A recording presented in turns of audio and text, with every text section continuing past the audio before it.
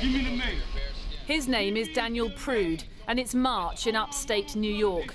Police approached Daniel and place a hood over his head. His brother had called the police after Daniel ran out of his home confused and naked at 3 a.m. Are you on 5? The police close in to restrain him and force his face to the pavement, hands placed on the back of his head. No, I got him. I'm already in. After 2 minutes, Daniel falls silent. You good, man? He's taken to hospital. 7 days later, Daniel died. A medical examiner ruling his death a homicide caused by complications of asphyxia in the setting of physical restraint. I placed a phone call for my brother to get help, not for my brother to get lynched. Now, when I say got lynched, that was a full-fledged, ongoing murder. Protesters took to the streets yesterday after Daniel's family held a press conference where the video footage they obtained through a public records request was released for the first time. An investigation is now ongoing. My father was not a bad person. He was not a terrible man. He was not this helpless person that the media is going to make him out to be. Under that shell of a man that you saw was an amazing person.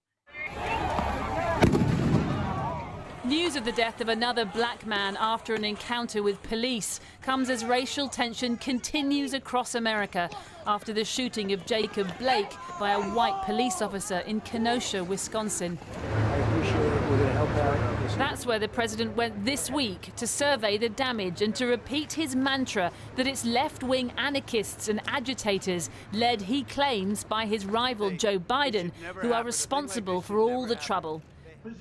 As he did yesterday on a trip to North Carolina to commemorate World War II. American warriors did not defeat fascism and oppression overseas only to watch our freedoms be trampled by violent mobs here at home. We stopped those violent mobs very easily. All they have to do is say, "Please come in, Mr. President. We'll have it done in 1 hour." While there, he openly encouraged people to vote twice, once by mail and once in person, which is illegal, to test protections against double voting that he believes will help the Democrats steal the election. Send it in early and then go and vote. And if it's not tabulated, you vote, and the vote is going to count. You can't let them take your vote away. These people are playing dirty politics. That's exactly what Joe Biden accuses him of.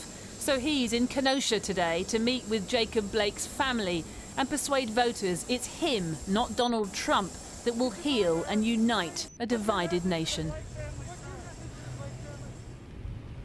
Well, we know that Joe Biden has held that private meeting with members of Jacob Blake's family, with his brother, his sisters, his mother and father and their attorneys. The aim, of course, is to try and help them and the community heal, in contrast to Donald Trump, who didn't meet with the family. Joe Biden will later hold a meeting with community leaders on the ground in Kenosha. The whole aim, rather, is to try and change the narrative away from Donald Trump's characterization of Joe Biden as a radical socialist intent on spurring violence, and instead to persuade voters that it's Donald Trump himself who's the one that's fanning the flames of racial tension with his rhetoric that will no doubt be on display today when the president visits another critical swing state in Pennsylvania and gives remarks this evening.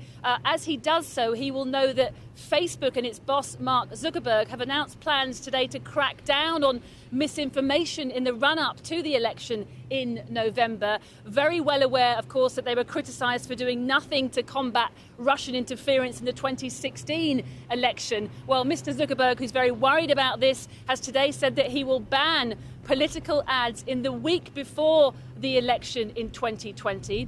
He will also remove posts that spread misinformation about voting and about election results. Some people are hailing it as progress, as a step forward, not Donald Trump, of course. A statement from his campaign came out pretty swiftly today, and they are saying when millions of voters will be making their decisions, the president will be silenced by the Silicon Valley mafia. Siobhan Kennedy there.